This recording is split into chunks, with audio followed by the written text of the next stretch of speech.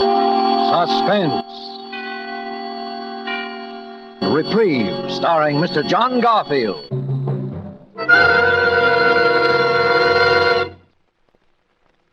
This morning, my lawyer, Mr. Gurley, said he was trying to get me a reprieve, so I looked it up in a dictionary I got. It says, reprieve, to suspend temporarily the execution of a sentence upon, and relief or cessation from pain or ill. Well, the first part, I guess Mr. Gurley can get. He knows all the rules.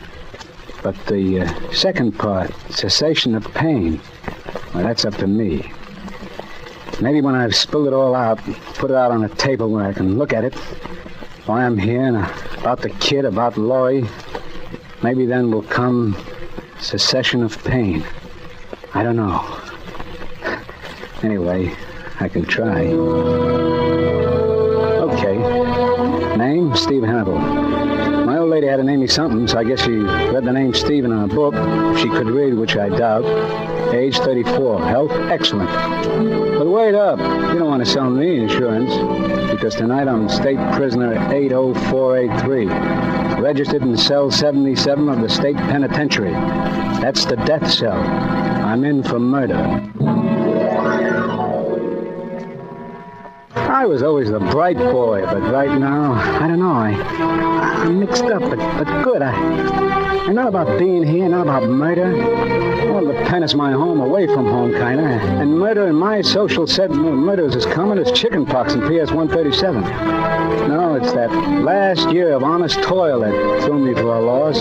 Because I wasn't mixed up at all the night Murph and Joe and I blew out of Chicago. That was a minor inconvenience, right in line with the way I've always lived. Let's see it. It was nearly 2 years ago. Murph and Joe and I and the boys had knocked off a payroll. A good, clean job, except for a couple of guys getting hurt fatally. And the Murph was tipped off that one of the boys, he didn't know who, had squealed the cops. So Murph knew we were hot, and he came up to my room on Madison Street. I'm leaving town, Steve, tonight. It's an idea. So am I. Yeah, we better blow. You and me and Joe. And the rest of the boys? Look, I can't take care of everybody, Steve. You know how it is. Sure, I know. You'll take care of the ones that you can't get along without. That do your thinking for you. Oh, it ain't that, Steve. Cut it. Well, okay. So we got around 20 grand. 23. Yeah, sure. Yeah, 23. Well, with that, though, we can go to Florida. Yeah? Yeah. Lie down there all winter till the heat's off. You think that's a bright idea, don't you, Murph? Well, sure, why not? Yeah, we take a nice big shiny suite in the Paradise Hotel, pick up some dolls. Yeah, that's right. Well, that's just what we're not going to do. What do you mean? We're not going to travel first class, spread dough around places like the Paradise accompanied by any dolls. And why not? The dough's marked, bird brain. The serial numbers have been written down, and we'll be looking for that kind of dough in places where dough changes places. Places like the Paradise. Well, we could go to some other place, like a rooming house in St. Pete. Yeah, and we could be smart if we put our minds to it. Yeah? Like what? Like putting that package of dough out of circulation in a safety deposit box. Here. You know that's all the dough we got. Sure, so we can get along without it for the time being. It's worth a little discomfort to be the murder rap. Okay, say you're right. But we still have to leave town. We'll leave, Murph. And this is how. I figured I'll never look for you where there isn't a stall shower, so we'll fool them. We'll ride the rails.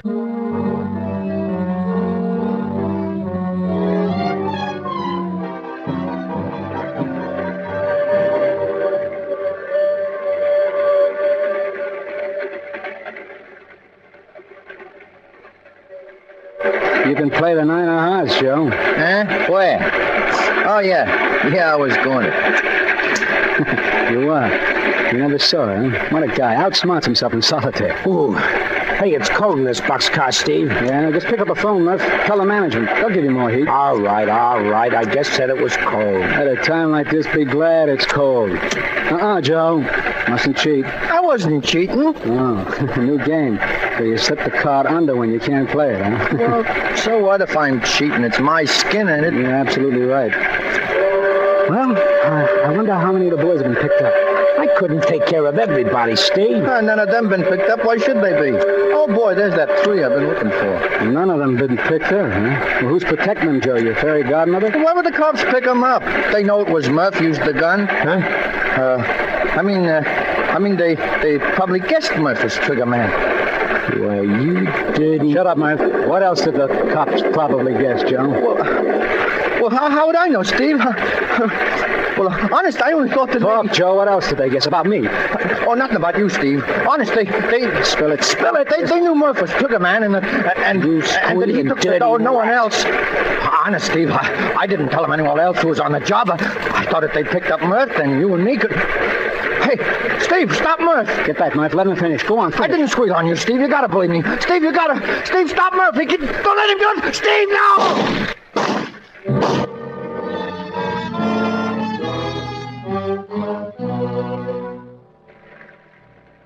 That was Murph being trigger happy. Joe went down sort of slow and quiet, like the movies you see of a parachute settling on the ground. I think he twitched a little. I looked out and saw the train was slowing up and that we were coming into a freight yard, not 50 feet across the tracks. I could see a couple of guys heading our way who looked like railroad dicks. And I thought fast, like always. Murph was hot, very hot, and being very shy on brains, if they picked him up, he'd lead them to the payroll door like a homing pigeon.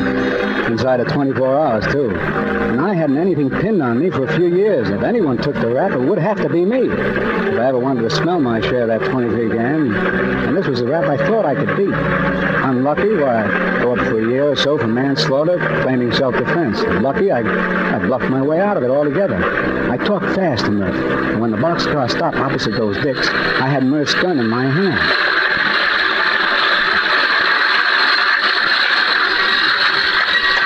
How many of you guys in there? 3, mister. Well, pile out, boys. It's the end of the... Hey. What's the matter, Whitey? One of those guys has a gun. What are you doing with the gun, brother? I don't know. And what's wrong with the other guy? He shot him. I was over there at the other end minding my own business, and those 2 guys were yelling at each other. Okay, drop that gun, mister. I'm coming in.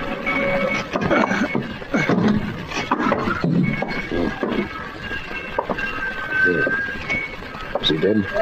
Dead as a mackerel. All right, mister. Tell me about it. I don't know what happened. It was his gun. It just went off. Yeah? Did you see it? You over there. I didn't see nothing. I was down at this end of the car minding my own business. They'd been yelling at each other for hours. I didn't pay any attention till the gun went off just now. Honestly, I don't know. Okay, now keep your shirt on. Looks like you're in trouble, mister. I tell you, I don't know what happened. Yeah, leave it to headquarters, buddy. Yeah. Maybe you remember better at headquarters. I don't know what happened. All right, Dreamy. No matter what you remember, the rap is murder.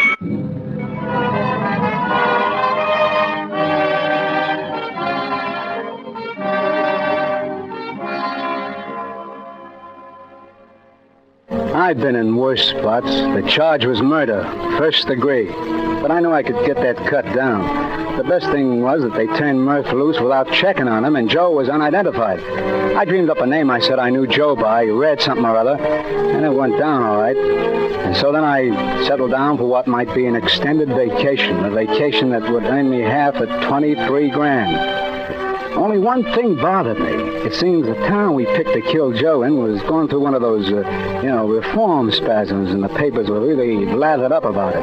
And my case was made to order for them. A crime they could get holy about without stepping on any local toes. While I was waiting trial, they fried me but good, and I burned about it. So that's why I didn't exactly clap hands when they told me a reporter was coming in to see me. And I didn't shout hallelujah either when I saw it was a doll. Sharp looking, all right, but still just a doll.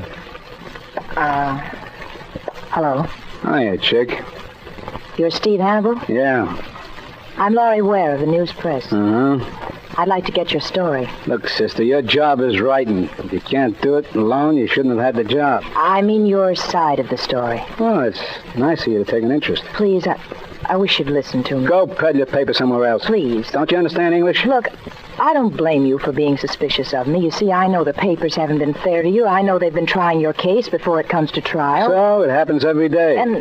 And I feel sure there's more to this case than has been told. I have a feeling You gotta be careful of those feelings, baby. I got a hunch you didn't do it.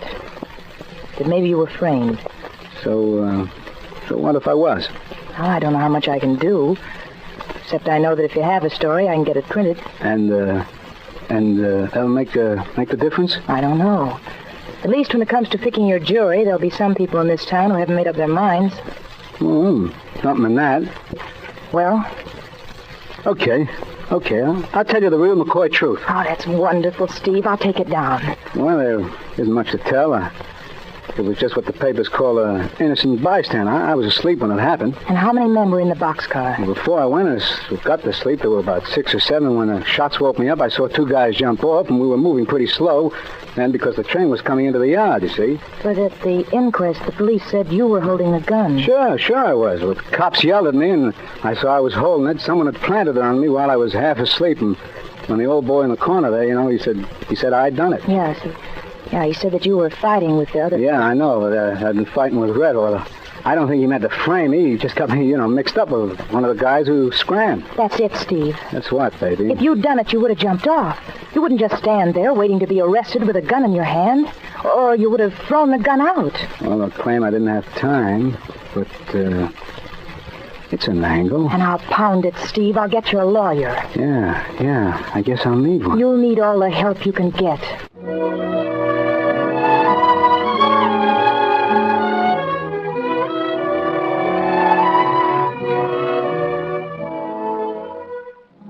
What a doll.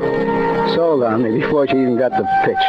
And what made my hand all aces was the girl could really write. She had the news press giving me more space than the World Series. Well, the other papers had to pick it up. Well, by the time the trial came up, I was local hero #1, an orphan child. The whole town wanted to adopt me.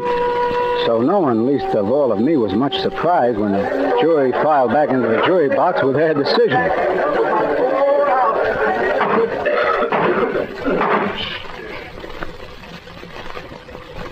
Have the gentlemen of the jury reached a verdict? We have, Your Honor. Will you read the verdict? We, the jury, find the defendant not guilty as charged.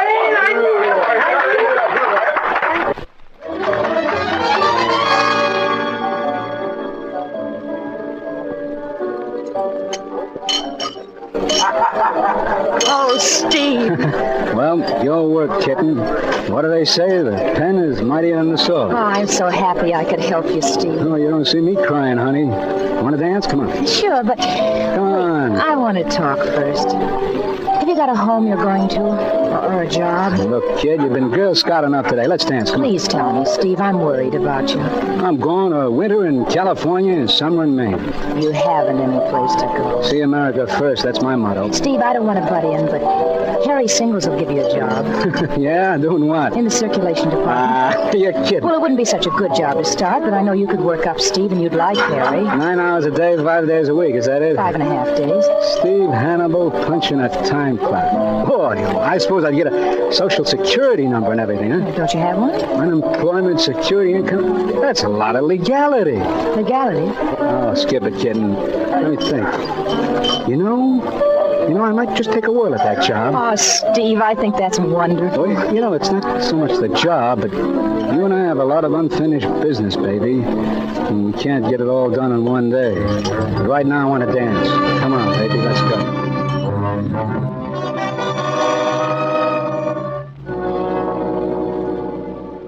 That was the old brain working again. You see, I had counted on drifting until it was safe to join up with Murph. I didn't know where he'd be gone, but I figured I'd be able to find him when the heat was off. But when Laurie said job, it was a kind of new angle. I could stay right here in town, pull down enough money to get by, and maybe even a little on the side. Well, it was the safest spot I could possibly be for the time being. I went down to the newspaper office with Laurie the next morning and was hired. First time in my life such a thing ever happened to me.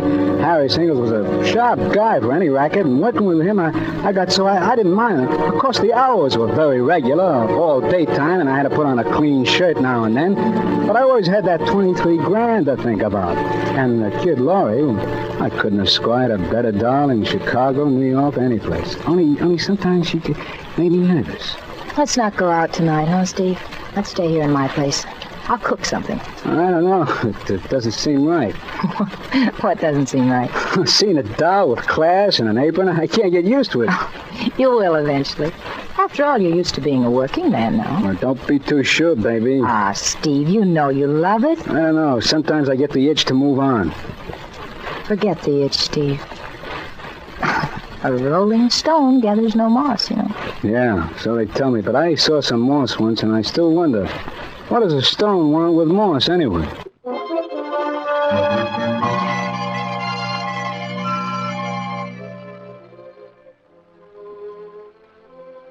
See what I mean?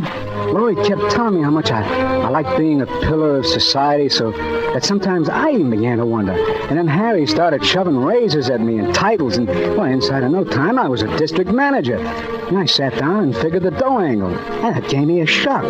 Because even if it was legal, I was making more dough week in and week out than I had with Murph and the boys. Well, the Chicago stick-up stayed hot, and I didn't hear from Murph, so I let it all ride and kept working. Along about then, the papers were in a lather again, all about reform. And the town was just crawling with rackets, and Laurie was working on the stories. One night, Laurie was typing a story in a room, and I was in the living room waiting for her to finish. And... I'll be with you in a minute, Steve.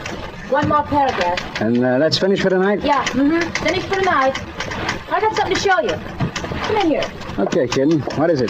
Flying hats again? It's a letter I got in the mail, right here on the desk. Oh, the local wolves are moving in, eh? Much more exciting. Read it. Lay off or we'll measure you for a coffin. You have 24 hours to quit your job. First time I ever got anything like that. Want to read my answer? Your answer? Yeah, my article for tomorrow morning. I've written all about the note and why it was sent to me. Yeah? Well, what do you figure? Well, there's an out-of-town mobster who's moved in on the local rackets, and he's making a good thing of it. I found out about him 3 days ago, and I've really tracked him down. Yeah? Who is he? Well, here he goes with the name of Dude Ringler, but I knew that was an alias. I finally find out that he's a former big-time operator from Chicago, wanted there for a lot of things, including murder. Yeah?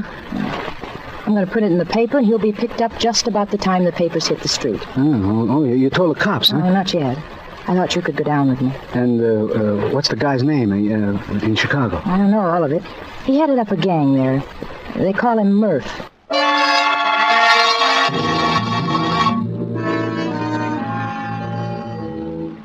I got that roller coaster feeling, only worse. I still can't figure it. She was only a half-baked doll, moving into territory where anyone was likely to get clipped. Why should I care? But something funny happened to me, and she could see it. Steve, what's the matter? Well, you gotta lay off, Laurie. You gotta quit. Because of that ridiculous note? Don't ask me why, just quit. Well, I certainly won't quit, don't you see? That's just what he wants me to do. Okay, I'll tell you. I know Murph. You know him? Yeah.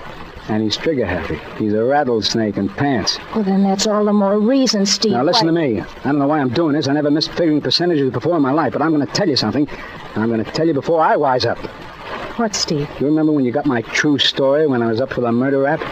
Of course I remember. Well, that was all a pipe dream, sweetheart. Something for the books. You lied to me? You did kill Red? His name wasn't Red. He was a slimy little punk from a mob that I ran with named Joe Tonelli. Mob? And he wasn't killed by me. He was killed by the other guy who was in the car. He was killed by Murph. I covered for Murph because he was hot. Steve, then... Listen. Steve, they want you for those jobs, too. Well, shut up. I'm listening. What? What is it, Steve? I thought I heard someone in the other room when the door closed. You're just imagining it, Steve. Yeah, I guess I am. Yeah, this being a squealer takes my skin off. Oh, Steve. But you got the story, baby. Short and sweet. Now you can do what you want with it. Quit your job and live, or turn me in too.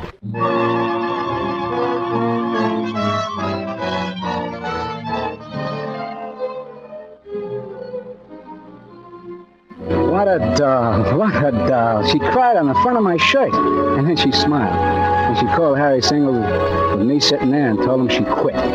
She told him she was getting married the next morning to me. And I played along. Then I left her. After telling her to button her lip and keep the door locked, I started to go find Murph to check on that 23 grand and put him wise so he'd lay low.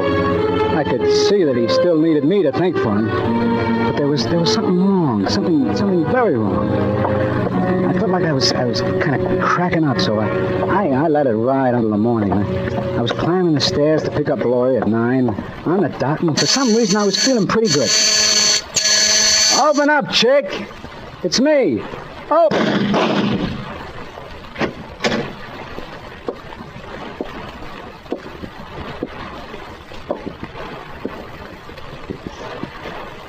Hello, Murph. You're still trigger happy, huh? Hello, Steve. And you don't have to call me names. You're kind of up early, aren't you, Murph? I was making a little call on your doll. Yeah, I see you was. She wasn't a bad-looking doll. You didn't have to plug her. She quit her job. Yeah? I didn't know about that. Well, she still knew too much. She wasn't going to use it, Murph. Maybe. You told her about Joe. You shouldn't have done that, Steve. So it was you I heard here last night, huh? No kidding. You really heard me? Yeah, I heard the door close. And you heard me tell her? Yeah. This working legal's giving you bad habits, Steve, but I'll forgive it. Come here. Come over here. Just look what she would have wrote. Dude Ringler, alias Murph, alias we don't know how many other names. Wanted in a half a dozen cities for murder, larceny, and kidnapping. That wouldn't have looked good, Steve. She wasn't going to use it. No? Well, don't let it worry you. Well, it's about time we picked up that 23... Hey, what's up, Steve? You shouldn't have put your gun down, Murph. What's eating you? You shouldn't have put it down. Steve, you're nuts. Because I'm going to drill you, Murph. I've always wanted to drill you, and before I wise up, I'm going to do it.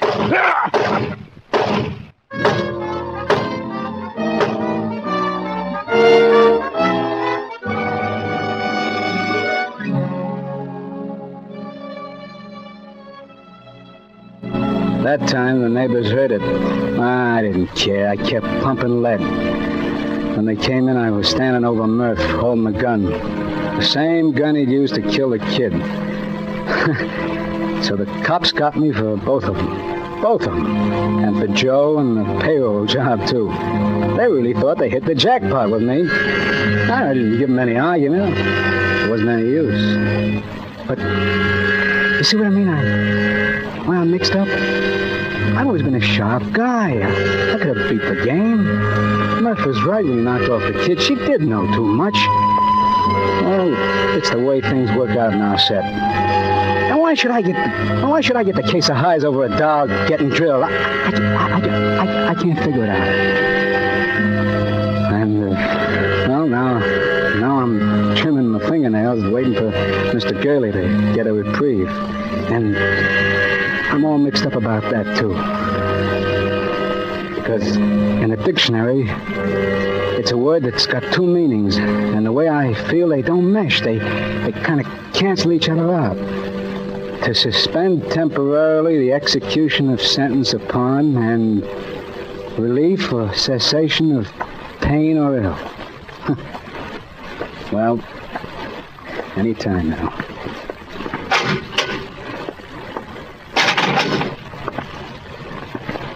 Hello, Mr. Gurley. Hello, Steve. What's the good word? My boy. Turn your collar around, Mr. Gurley, if you're going to talk that way. Spill it. Wasn't any use, Steve. No reprieve. I'm sorry. So I got till 6 a.m. No reprieve. No reprieve? I wouldn't say that, Mr. Gurley. I draw definition number 2. I get cessation of pain.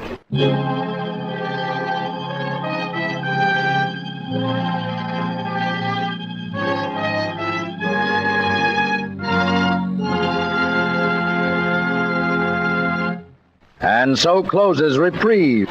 John Garfield, as star of tonight's study in Suspense. Suspense is produced, edited, and directed by William Spear.